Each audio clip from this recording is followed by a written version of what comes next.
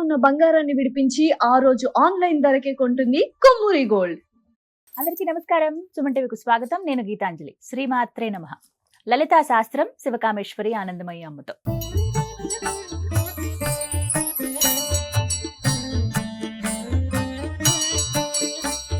అమ్మా, లలితా శాస్త్రం ప్రారంభించిన తర్వాత నుంచి చాలా మంది మాకు చెప్పండి అమ్మా, ఏ నామం చదువుకోవాలో, మా కష్టం ఇది, మాకు ఎదురవుతున్న సమస్యలు ఇవి అని చెప్పి చాలా మంది కామెంట్స్లో అడుగుతూ ఉన్నారు. ఎక్కువ ప్రశ్నలు వచ్చింది ఆర్థిక ఇబ్బందులకి. అంటే సంపాదిస్తున్నట్టే ఉంది, పోయేది పోతుంది, ఉన్నదేం ఉండట్లేదు. అంటే సంపద నిలవాలన్నా, ఆర్థిక ఇక్కట్లు పోవాలన్నా ఎటువంటి నామం మేము పారాయణ చేసుకోవాలి ఈ లలితా సహస్రనామాల్లో అని అడుగుతున్నారు. రాజ్యలక్ష్మి కోశనాథ చతురంగ బలేశ్వరి. చూడండి, నామం అంగబలాన్ని అర్ధబలాన్ని కూడా ఇస్తుంది. రాజ్యలక్ష్మి కోశనాథ చతురంగ బలేశ్వరి, ఆర్థిక పుష్టిని పెంచుతుంది ఈ నామం. చాలా విశేషమైన నామం అండి.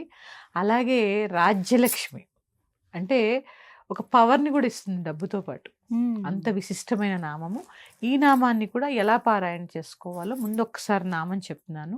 ఓం రాజ్యలక్ష్మి కోశనాథ చతురంగ బలేశ్వరి నమో నమః. ఈ నామాన్ని కూడా అమ్మవారికి షోడశ ఉపచారాలు చేసి తర్వాత ఈ నామాన్ని అనుగుణంగా నేను జపం చేసుకుంటున్నాను అని చెప్పి దీన్ని కూడా 51 రోజుల పాటు 51 days ఖచ్చితంగా ఈ ఒకటే సమయానికి ఈ నామాన్ని జపం చేయండి. దీనికి క్షీరాన్నం నివేదన చేయండి. అలాగే అమ్మవారిని ఎర్రటి పువ్వులతో అర్చన చేయండి.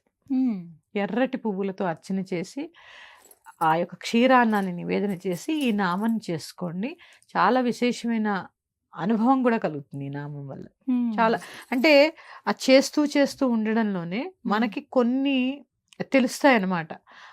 ఈ మార్గం మనకి ఒక మార్గం అనేది కనిపిస్తుంది. అందుకని చూడండి, రాజ్యలక్ష్మి కోశనాథ చతురంగ బలేశ్వరి. తర్వాత ఇంకొక నామం ఉంటుందమ్మా, ధ్యాన శ్లోకంలో ఉంటుంది. సర్వసంపత్ ప్రదాయిన్యై నమో నమః. ఇది సర్వసంపదల్ని ప్రసాదిస్తుంది. మేము ఇంత నామం చేయలేము అన్నవాళ్ళు ఓం సర్వసంపత్ ప్రదాయిన్యై నమో నమః. ఇది కూడా ధ్యాన శ్లోకంలో సకల సురనుతాం సర్వసంపత్ ప్రధాత్రీం అని ఉంటుంది. ఈ నామాన్ని కూడా సాధన చేయవచ్చు. ఈ నామం సాధన ద్వారా కూడా చాలా విశేషమైనటువంటి లక్ష్మీ కటాక్షం కలుగుతుంది. ఎందుకంటే సంపత్కరీ సమారూఢ సింధుర వ్రజ సేవిత.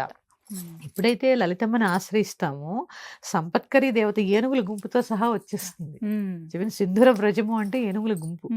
అలాంటిది మరి ధనాన్ని ఇవ్వదా, ఇస్తుంది. ఆ తల్లిని శరణు వేడండి అంతే. ఎందుకంటే కొన్ని కర్మల వల్ల ఈ ఆర్థిక ఇబ్బందులు కలుగుతాయి. ముఖ్యంగా మూలాధార చక్రాన్ని ఎప్పుడు ఆర్థిక ఇబ్బందులు ఎందుకు వస్తాయంటే, మళ్ళీ చెప్తున్నానమ్మా, కులదేవతని మర్చిపోవడం, గ్రామదేవతని మర్చిపోవడం, పితృదేవతల్ని మర్చిపోవడం, మూలం విడిచిపెట్టడం, భూమికి దూరంగా ప్రకృతికి దూరంగా గడపడం. ఇది కూడా నేచర్లో నడవండి, చెప్పులు లేకుండా నడవండి. ఆ నేచర్ని చూడండి. ఇలాగే చూస్తాం, పైన ఆకాశం ఉంది, పక్షులు ఎగురుతూ ఉంటాయి. ఇక్కడ దీనికి ఉదాహరణ ఏంటి తెలుసమ్మా, అమావాస్య చీకటి చుట్టూ ఉన్నప్పుడు మీరు పైకి చూడండి, ఆకాశంలో వెలుతురై మిడుకుమంటూ నక్షత్రాలు కనిపిస్తాయి.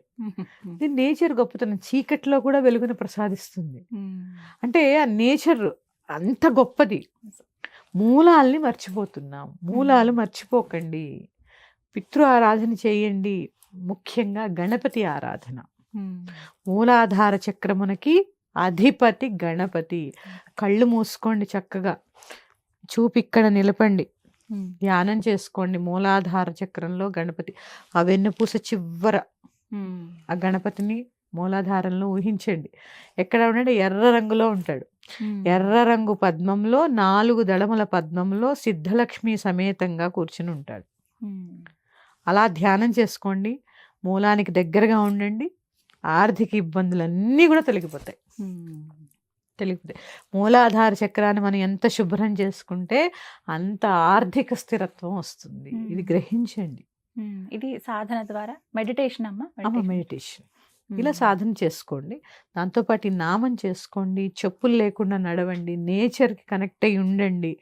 ముఖ్యంగా మీరు చూడండి, ఏ సమస్య ఉన్నా పిల్లలు లేకపోవడం, మ్మ్. అప్పుల బాధలు, ఈ పితృశాపాలు ఉంటే వస్తాయి. అందుకే మూలాల్ని మర్చిపోవద్దు, మ్మ్. తల్లిదండ్రుల్ని దూషించవద్దు.